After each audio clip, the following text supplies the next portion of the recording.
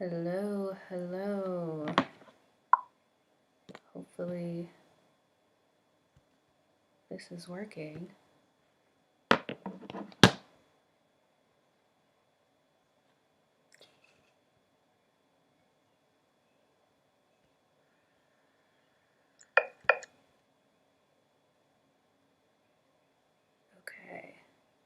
I think we're live.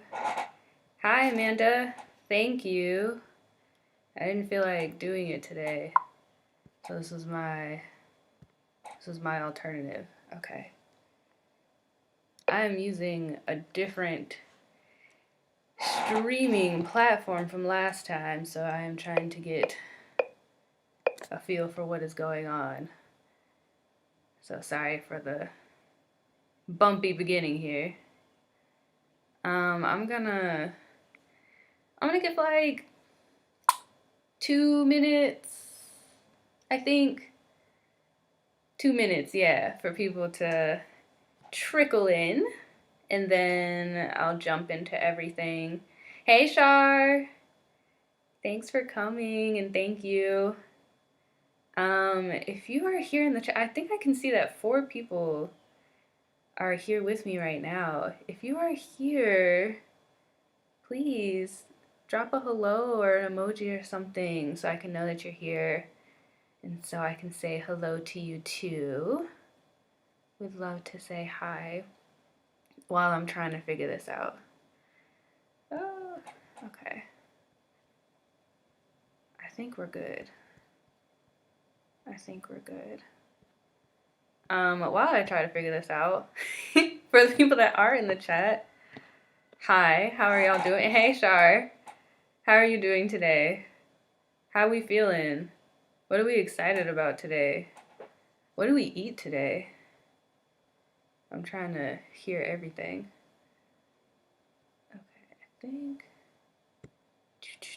Okay, I think I'm good to go on my end.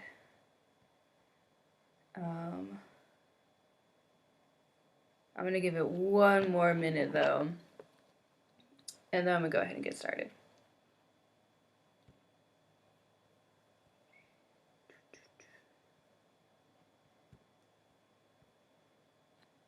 Okay.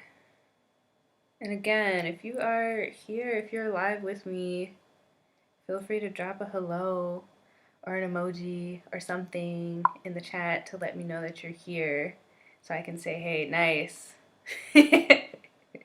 Shar has had a banana today. Well, I'm glad you ate something.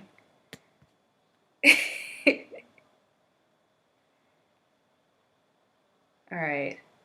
I think I'm still a little bit delayed as well. Like, I think y'all are hearing me a little bit late, so I apologize in advance if that causes any issues. Okay, I think I'm gonna get started. Yeah, I think I'm gonna get started. I don't think this live is gonna be as long as the previous one where I was kind of walking through the project. But if at any point anyone has any questions or wants me to like expand on anything, I would be happy to dig deeper into anything that I'm talking about today. Also, I did not. Sorry, I'm getting weird alerts on this streaming platform I don't know how to use. Hey, Lucia. Thank you for joining. Oh, gosh. Oh, here we go. Okay. Sorry, y'all. I'm trying to get a handle of the streaming platform. But what I was saying is that I don't have a huge, like, heavy kind of plan for today's stream. I want to talk a little bit about the mind map that I submitted as an update last week on Laboratory's page, as well as a little bit of world building and just kind of some of the research that I've been coming upon that I personally think is interesting. So I'm going to show a little bit of the mind map first, I think. Then I'm going to talk a little bit about world building, as well as this really, really light, very light prototype that I started. And then we'll do questions. But again, if you have questions at any point, feel free to drop them into the chat. I can actually see the chat in real time now, which is cool. And I can add the chat to my stream, which is also really cool. So like, I'm gonna show y'all, like, how cute is that? Now you can see Lucia's comment conversation. Uh-oh, sorry, I think I got lost for a little bit. Are we back? Oh gosh. Okay. I think we're back.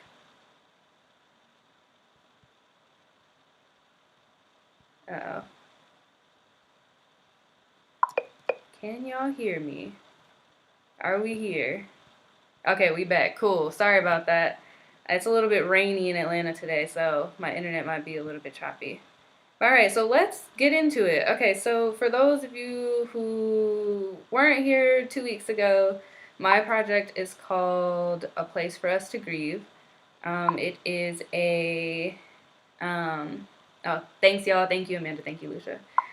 A Place for Us to Grieve is a virtual reality interactive grieving space built specifically for Black people to gather and collectively grieve.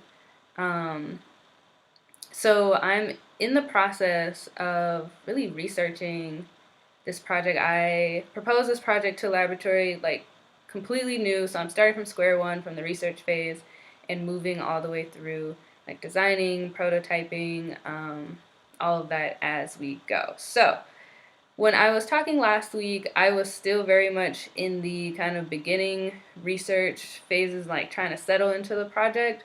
I guess just my first, like an emotional update, is I was having a really hard time wrapping my head around just how expansive the idea of building a world is. For those of you who have probably spoken to me during these weeks, you've heard me use this reference before, but I was feeling very much like the guy in Bandersnatch, like just getting very caught up in the fact that there's just an infinite amount of possibilities that this world could be, the way that it could look like, the way it could feel, the way it could sound. It's so infinite, and it was driving me a little bit wild. So I started to just kind of look into some tools to help me focus, as well as dig a little bit deeper into grief, dreaming, and world building these past couple weeks. So I'm going to show y'all my mind map and just kind of highlight a couple of things on it and explain like the platform that I'm using. And yeah, we're just going to take a brief tour. So let me go ahead and switch this. Okay. So this is Miro. I actually got introduced to Miro by a phenomenal woman named Sierra King. She is a archivist. She is a project manager. She's a communications manager. She's a curator. I mean, she's everything. She's badass. She's great. And I would really recommend following her. If you are on Twitter, her Twitter is Sierra, I think Sierra Chas, SIERRACHAS. She posts a lot of resources about how to go about archiving. She also posts a lot of resources just for artists, period, whether that's like opportunities or like tools like such as this, Miro, such as to mind map. So Sierra recommended Miro, and I decided to check it out because, like I talked about in my last stream, my process is usually to write notes kind of sporadically in my notes app or in Google Docs, which has worked for me so far. But because my notes are so spread out and so sporadic, like it's not as easy to draw connections. It's not always easy to visualize all of the information together. So it's kind of like, I have all these stars and I'm trying to build a star map, but because, I don't have it all in one place, it's kind of hard to see the constellation. So Miro is a really great place to build or to map out constellations. So this is mine. I'm going to zoom in here. And the way that I've gone about my mind map is that I've put my project idea here in the center, so a place for us to grieve. And then I started to kind of think about and excavate these themes, like the major themes and the major foundations of the project. And for me, so far, that has been grief, of course, archiving, dreaming / futures, intention, virtual reality, and world building. And then from there, once I was able to kind of identify what these kind of major themes are, I just started to research and have conversations and just pull anything that resonated onto this mind map. So For this grief one, the grief one's probably the biggest so far because this project is focused around grief. And I've had the most conversations so far around grief. Thank you so much to Amanda, to Angel Mac, my amazing siblings, and also to Alicia Renee Ball. I don't know if she's on the chat this time, but she was on last time. And we had a really great conversation about grief, and she recommended some really great research material. So yeah, what this process has looked like is literally just tapping into a conversation with someone or tapping into an article of some sort and then pulling, again, anything that resonated from it, anything that felt important, anything that felt like it could add kind of texture and meaning to my project and to my world, and also lead me to more research. Yeah, and Miro has been really, really great for this because, again, it helps you just kind of visualize, like, it helps you bring all your notes into one place, and it helps you visualize how it's connected, and you can add, like, interconnections in between. Like, I had I had one conversation with two people, both my siblings, and there was, like, a overarching kind of, like, connection. So I was able to, like, draw connections through there, and it's just helped kind of guide the research and brainstorming kind of process and better facilitate which way I need to go when I am researching. It also, being able to visualize it lets me know kind of what area needs to be built out more. So like I said, this grief area is getting pretty flesh, but then like my, intention area, my virtual reality area, not so much just yet. So being able to see it like this, I know exactly kind of where to go when it comes to researching. So this tool has been really, really awesome. If you are like me where you kind of just sporadically note take, or if you are just interested in trying to figure out if you can kind of visualize or brainstorm or like mind map or just idea dump, whatever it is, I think Miro is a really, really great tool to kind of check out. And if you want to keep up with my mind map, this is something that I'm going to be building out throughout the entire course of the project. I try to add something every day, but even if I don't add something every day, I do at least try to think about it, pull it up, look at it. I think it was Toni Morrison that said, I don't write every day, but I do think every day. Very important. So I'm trying to capture that sentiment as well. So if you want to be along, or if you want to come along for the mind mapping process, if you just want to see how it gets built out in real time, you just want access to it to look at some of the kind of articles, resources, screen grabs, whatever it is that I have added on here, let me know. Drop a comment. Either you can drop it in the stream, or if you want, shoot me a message on Instagram, shoot me a DM, or on my website, which is just chrissybrimmge.com. If you want to shoot me an email, just let me know that you're interested, and I can add you onto here, and you'll be able to like explore it in real time whenever you want to explore it, which is also a really, really cool, I think, benefit of Miro. It's very like collaborative. Okay, so that was kind of the major thing I wanted to show about Miro. I'm going to come over here to the world building section though, because I think I want to talk specifically about world building, because that's where I'm kind of headed into now, or trying to push myself to head into there. Like I said, I was having a little bit of confliction or just hesitation maybe, or anxiety around world building, because it is such this like kind of heady and big process. There's so many directions you can take it in, and the possibilities were seeming infinite. So I was feeling like a little bit of like imposter syndrome, just a little bit of like how to approach it. So this week specifically, I've been really focusing in on world building to try to figure out, okay, what exactly do I want this world to feel like and look like? Like, what is the intention behind it? What does world building even mean? Like, what does that look like? How is it applied? Is it different in digital space than it is in like stories? Is it different in stories than it is in our imagination? Just trying to answer some of these questions. And I came across some interesting kind of talks and some interesting articles that, again, I have here on Miro. So if you want to get a deeper look into that, just let me know and I'll add you on here. And this kind of reoccurring theme is that when it comes to building a world, it's less about the objects that are in the world and more so about the system and the rules that operate the world, which I thought was really, really interesting. Because systems guide what's in the world. Like, for example, um, like take, transportation system, for example. If you have a world, if you imagine like a future world, oftentimes you see things um, like these futuristic train systems, like that thing that Elon Musk is trying to build, right? And like you see the object, but when you see the object, it tells you so much about that world. Like if I see this futuristic train, I see that like, people are able to travel in that world. People are able to, like that world is probably a little bit more interconnected because it has this bullet train that can travel along spans of time. These objects are signals to systems and to rules and not vice versa.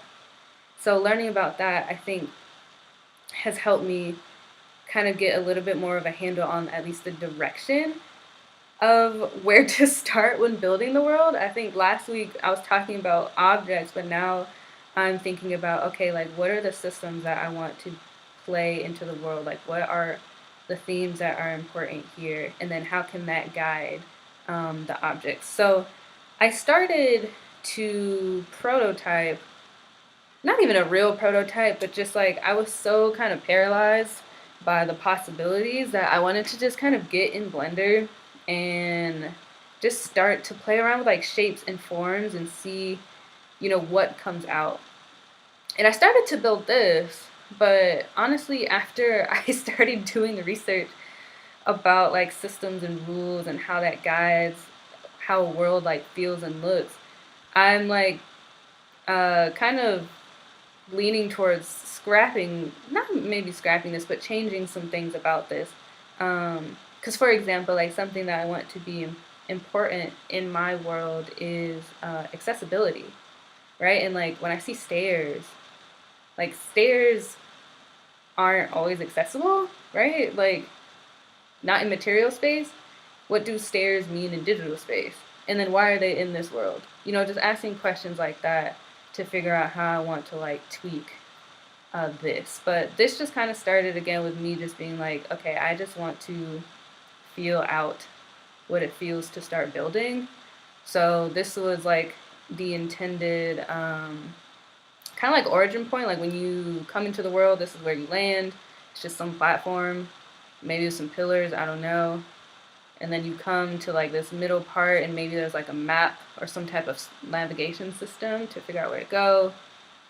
To the left here is maybe like a room for rest. To the right here is maybe a room for play. Up here is maybe like an altar space. Starting to think about what could actually be in here. But now like on the reverse side, also trying to think about why those things are even here. Like what is the history? What is the story behind this world?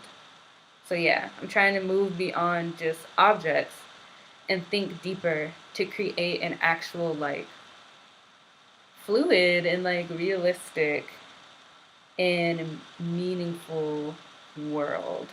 I hope that makes sense.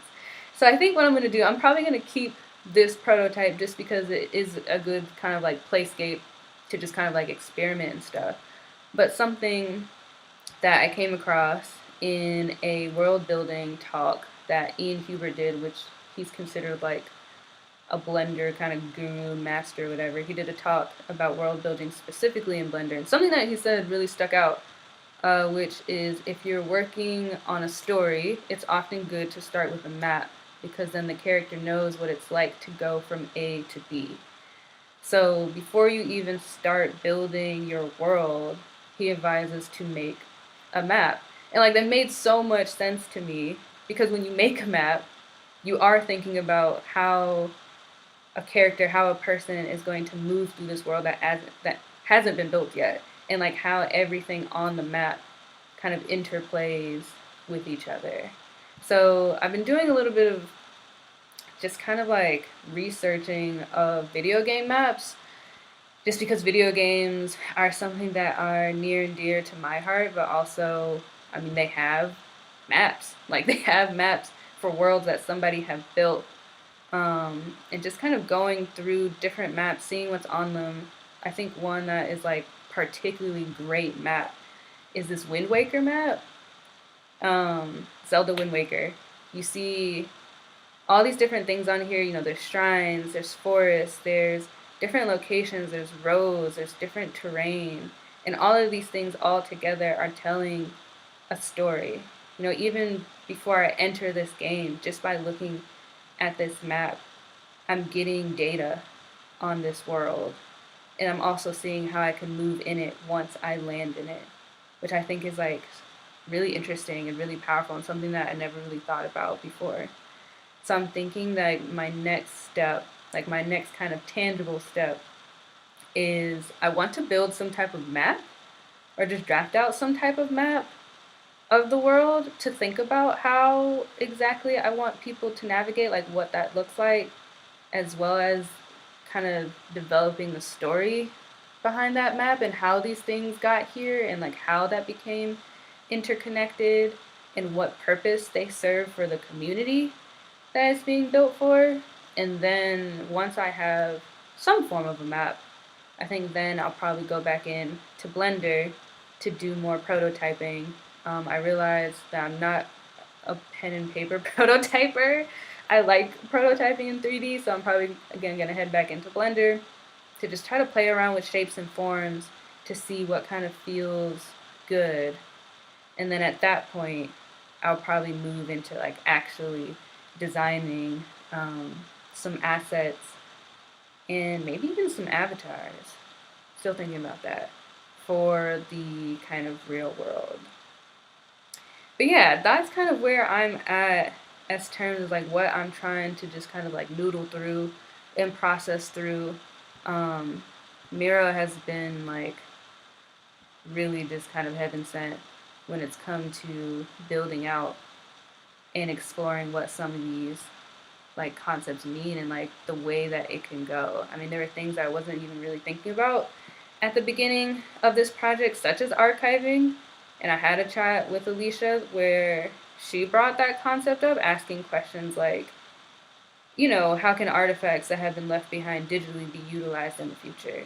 You know, so when someone enters this world and they leave behind something, even if it's just a time signature, you know, that is a digital artifact. How can that be used to help, you know, guide this world, form this world? How can it be used to heal? Can it be used to heal? Should you even archive it? You know, in spaces of grief, grief can be re-traumatizing. So it's like, should there even be permanence in the space? Just like so many questions are just unfolding themselves in this research process, which I'm like really, really grateful for and really, really excited about. But yeah, that is where I'm at right now in the project. Again, I'm going to keep building out this map. This is something that is going to be like the world itself is the final goal and like the final project, but I think this is going to be its own kind of project as well that's going to like form and grow and blossom itself.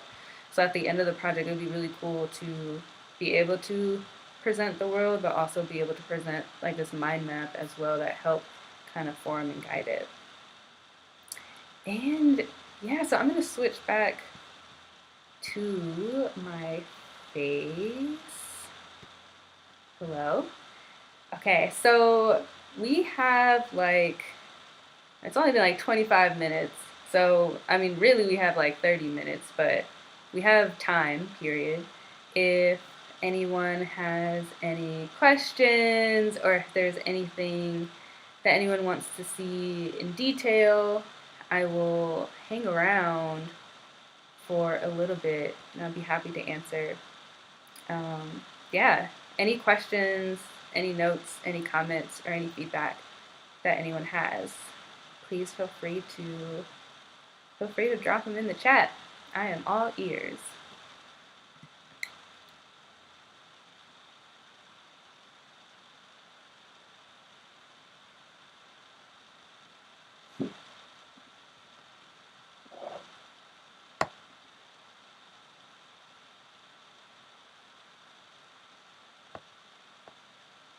And if not, that's all good too.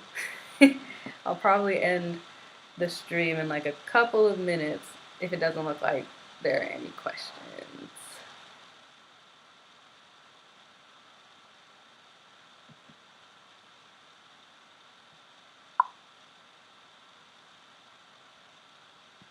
Oh, thank you, Shar. Oh, cool. We have an Insta question. Yay, I would love to hear it.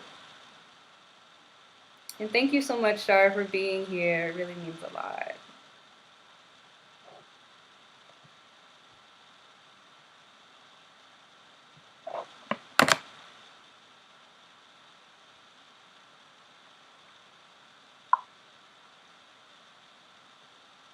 Okay, I'm going to pin this question here so everyone can see it. Okay, so our question from Insta is, what is the ideal presentation format for the work? The ideal presentation format is an actual virtual space. So sorry, I guess I didn't really cover that. Oh, wait, hold on. I'm going to add both of these here. Oh, okay, I guess I can't. Okay, so the first part of the question is, what is the ideal presentation format for the work? And the second kind of follow-up question is a communal play experience in a physical space. Oh, okay. So, yeah, I guess I didn't really touch on it in this stream. I'm sorry. I talked about this more so in the first stream. So, the presentation format is a literal, like, virtual reality digital space. So, it's all going to be digital. It's all going to be online. It's going to be an actual, like, interactive virtual space. So, you can put on gear, like VR gear, whether it's goggles or, what is that called? Leap motion, if you want to use your hands. You actually put on VR gear to enter the space, but also if you don't have virtual reality gear, you can still enter with an avatar. But it will be an actual VR space. And as far as play, a communal play experience, I do want elements of play in there. I talked about this a little bit on the first stream as well. Like, the whole kind of goal of the project is to capture the full breadth of collective Black grieving. And as we know, grief is not just, crying. It is mourning sometimes, but sometimes it's playing, sometimes it's dreaming, sometimes it's screaming, sometimes it's dancing, sometimes it's singing. And I want to see if I can capture all of these kind of grief practices that have been passed down from generation to generation to generation into digital space. So the question is, like, how do we translate these things into digital space? So I think there will be elements of play in there. I hope there are elements of play in there, but the point of it, or the whole goal of it, is to capture the full breadth and range of grieving. So play included, but not just play. I hope that answers the question. Okay. Amanda. So I'm just going to go ahead and just add comment by comment. I agree, it's definitely so interesting. I'm excited to see how it all unfolds. Thank you. I'm excited too. I have no clue how this is going to unfold, which is really exciting, right? That's like the really fun part about dreaming about something that doesn't exist, is like getting to watch it unfold in real time. And there's something that I actually came across while I was researching. So I'm going to switch back really quick.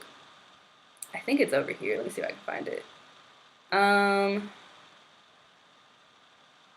Once you're... maybe I can't put the same process. There's something about how... Maybe it's something Alicia said. Like, dreaming is world building. There was something else about how, like, world building unfolds. I'd have to find it. It's somewhere here on this map. So again, if you want to see the map, let me know and I'll shoot you the link. But yeah, that's like something that's really exciting to me about just dreaming and like imagining. It really is world building. You're creating things that don't yet exist, like physically or even digitally. Like, I don't know where it exists energetically, right? And then you're building something from that. I think that's really cool and really, really interesting. I have another comment. Just gonna add it. Someone also said, I love that you're thinking about the accessibility. How else are you considering the player's bodily experience? Ooh, good question, and thank you. And I think it's really, really important that, especially for healing spaces, if you're gonna build a healing space, accessibility is so important. And thinking about all of these ways that, like, people, especially if you want it to be any community space, really. If it's a community space, you need to think about the ways that people in that community that exist at different intersections could possibly get excluded. So I'm trying really hard to keep all of these things in mind because I want this to be inclusive and to feel communal and like intentional for every Black person, no matter what intersection they exist at. So yeah, I'm trying really, really hard to make sure I'm keeping all of these things in mind. It's really, really, really important. Um, Hi Reggie. Oh my gosh, hi. Thank you so much for being here and thank you for your motivational words. I appreciate it. Okay, we have another comment. The first person also says, exciting to hear that the work is virtual first as opposed to something meant to require a visit to a gallery/physical location. Yeah, so the whole point of the project, and again, I didn't mention this. Maybe I should like give a brief overview of the project at the very beginning just in case people didn't get to attend the first stream. So sorry, that was my bad. But the whole project was ideated because of this time. So, you know, right now we're in a time which, you know, we've kind of always been in this time, but we're really, really seeing it and feeling it. This time of like heavy surveillance. We're seeing increasing isolation because of COVID. We're seeing systematic racism. We're seeing police brutality. Like, there's a whole lot of trauma happening to the Black community with this added element of physical isolation because of COVID. And, you know, being isolated is something that is, you know, hard for humans, period. We're communal people, but especially in the Black community, like communal healing is something that is really foundational in our community. So to not have that outlet, to not be able to physically gather right now when there is so much grief happening in real time, I just started asking questions of like, okay, you know, what can it look like to grieve in a digital space that is built specifically for Black people and with the intention of grief and healing? Because right now, you know, we have digital spaces such as social media and Zoom, et cetera, but these places weren't built specifically for Black people and also not for grief and healing. So a lot of times, you know, if you try to grieve on Twitter, for example, you're just subjected to like unwanted gazes, you're subjected to violence. Like, it's not really a safe space.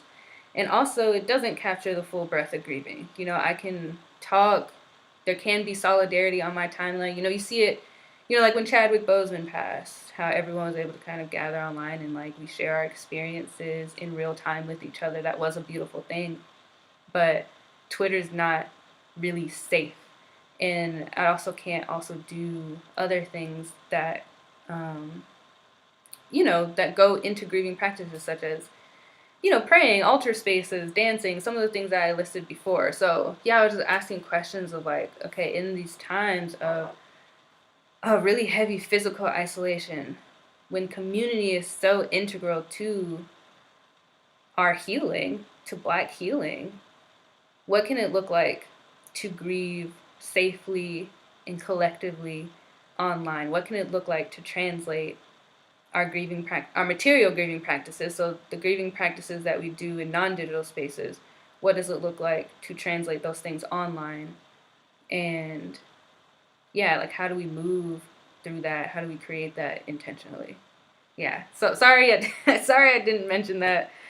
I'll make a note to just kind of do a brief overview in the beginning of every open studio from now on, just in case people didn't catch that. But yeah, if you want to, I think, learn more about kind of the thought process behind the project, as well as like the like more nitty gritty details. My first open studio is still on Laboratory Residency's Instagram page. If you go to the IGTV section, you can watch the full open studio there. And also on that page, there are a couple of posts, that have like written kind of details about my project. And there's also a project update on there, and I'll continue to update the project. But yeah, if you want to learn more about just kind of like the thought process and the kind of themes of the project, I talk about it a lot more in my first open studio. Ooh, another question. Okay, so we have, how do you see communal healing / grieving evolving post-COVID? Ooh, this is a good question. I'm not 100% sure. So first, the reason I'm saying I'm not sure is, first of all, is there a post-COVID? Oh my gosh, I hope so. It's not looking like it at the moment, but kidding. I'm sure there's going to be post-COVID.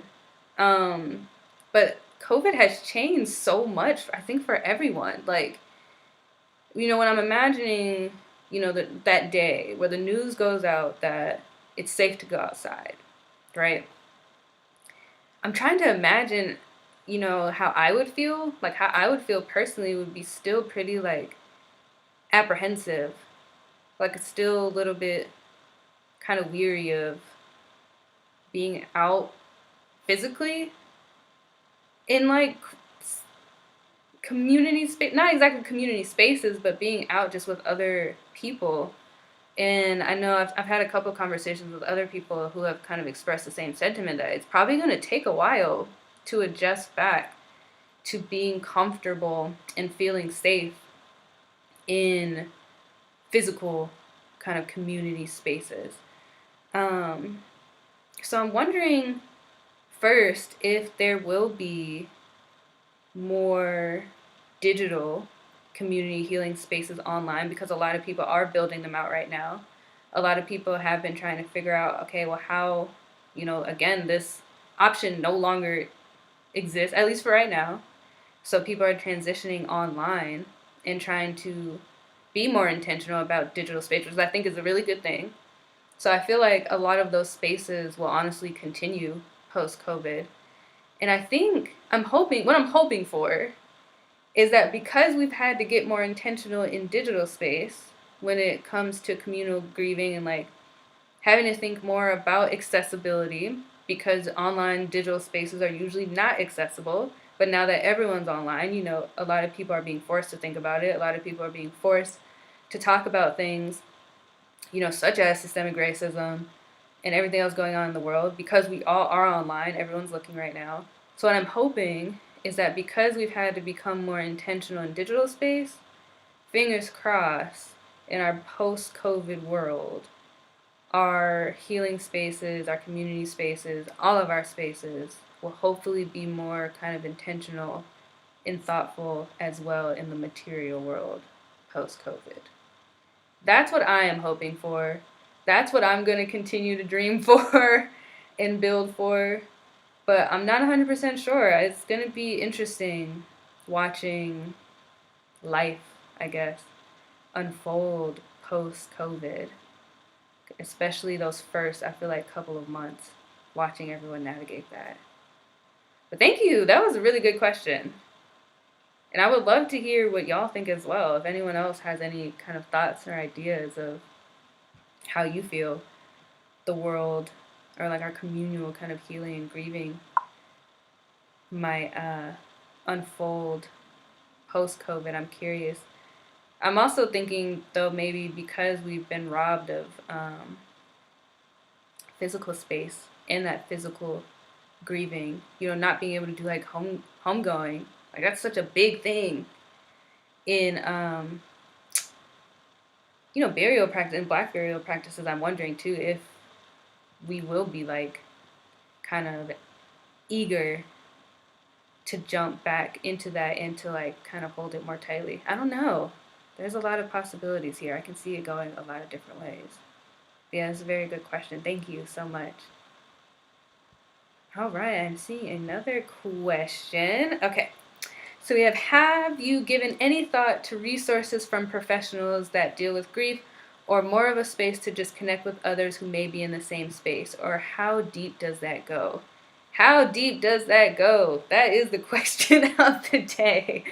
So I have thought about resources. Yeah, I was thinking that I want there to be some type of like library in the space, or at least like, if it can't be like a physically digitally library, which I know is probably really confusing wording, at least some type of like links or resources to like mental health resources, or like databases for therapists or something, like when I was first dreaming about the project, those were some of the things that came to mind, that maybe I can have some type of like resources to link. Or are you asking if there's going to actually be professionals in the group?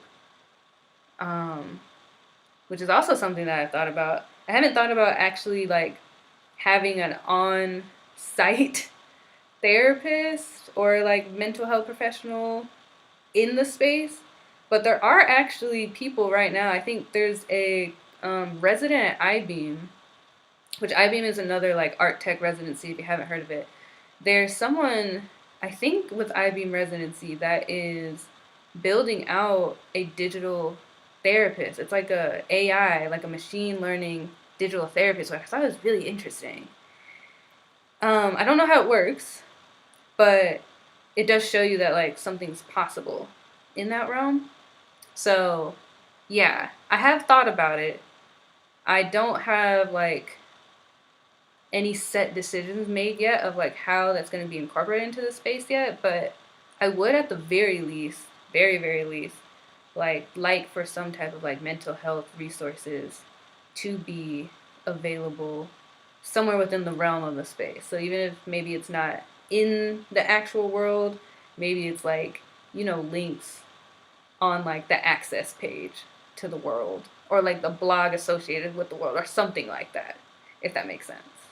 Yeah, it's something that I am thinking about. I think as far as how deep it's gonna go, it honestly might depend on my technical capabilities, um, of what I'm able to build and code, and how I'm able to host the world, because that's gonna like allow certain things to be in there. But yeah, long story short, I have thought about it, haven't made like final decisions yet, but it is something that like I want incorporated in some type of capacity. Sorry, hope that answers. That was a very long-winded answer, but I hope that answers your question. And thank you so much for asking.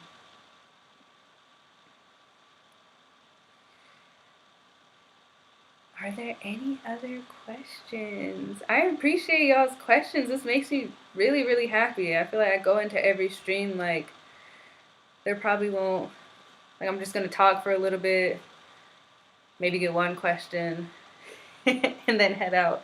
So it's always like really, I think, kind of a humbling and like just, I don't know, it makes me feel feels to hear your thoughts and hear your like really thoughtful and like engaging questions. It means a lot to me. Oh, we have another one. Okay, so follow up from Shar. Okay, so another question is, so would this be like a profile based interaction? Like I have a profile on social media? No, so imagine like, I'm trying to think of like some type of popular VR. Let me just show y'all VR chat. So I showed this a little bit on my last stream, but I'm gonna pull it up here so y'all can see it. So when I say like a virtual world, like quite literally a virtual world. So this is the platform that I'm thinking about hosting the world on. So VR chat is it's literally a website where you can build your own virtual world and then host it, and then you can like invite people to play on it. So everything that you're seeing in this reel right now is like a world that someone has taken the time to build, and then people are able to come into it and like interact. You can talk to each other, you can like dance, as you can see. So it's literally going to be a actual world, so kind of like a video game a little bit, but interactive. So let me go back to the live, sorry, so I can read the question, switch back. So no, not social media, definitely not social media. It's more so like you have an avatar and you enter this actual digital world. And you can like, it's a place you can like move around it. You can interact with other people. And even though it's virtual, so like I said, you can enter it with VR gear, whether that's like goggles and stuff like that, and get the full VR experience. But if you don't have virtual VR gear, the way that it works is that you, like as y'all were seeing with the avatars here, let me go back, sorry. like as you were seeing with all these avatars, you can choose an avatar or make an avatar and then enter the space with your desktop, with your laptop, and you can move around as, you know, your avatar. I hope that answers. I hope that answers your question.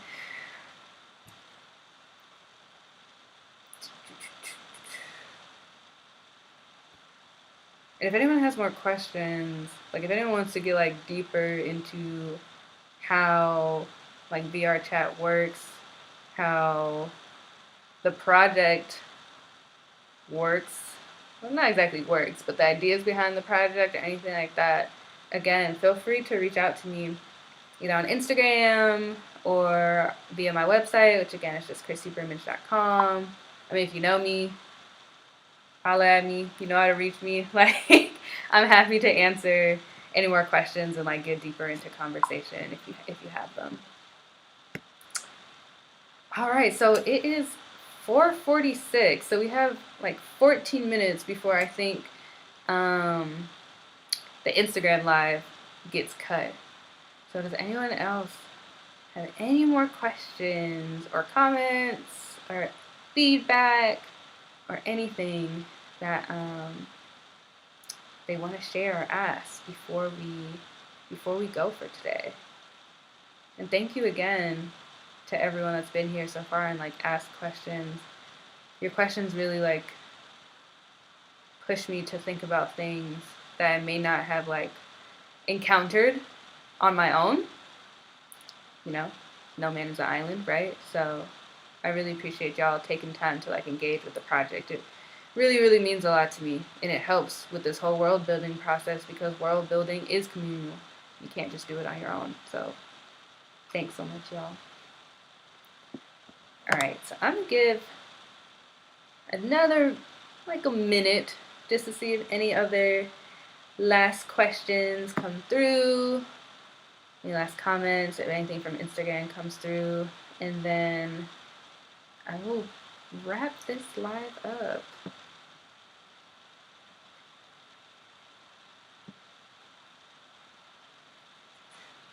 And just for future reference, I am streaming every 2 weeks with Laboratory. So next Friday, I will be giving a project update, which will probably, hopefully, be my map, hopefully, of the world. And then the following Friday will be me doing another open studio, just like this, where I talk about like my progress since this live stream. And they're always at the same time. So mine are always going to be Fridays at 4 p.m. 4 p.m. EST, 1 p.m. PST. And something else I want to note is that I am not the only one doing this. I'm not the only one live streaming. There are 3 other really brilliant residents with Laboratory Residency right now who all have really, really cool projects. Like, really, really cool stuff, really cool practices, and they're all just really cool people as well. So if you haven't yet, if you go to Laboratory's Instagram page, or even if you're on YouTube right now, there are all of the streams. Well, I guess not all the streams. This week's streams are on YouTube. Last week's or 2 weeks ago streams are on Twitch, but all of them are on Instagram. So check out their live streams as well. Check out Laboratory Residency's Instagram page, period. All of our updates, project descriptions, everything are all on there.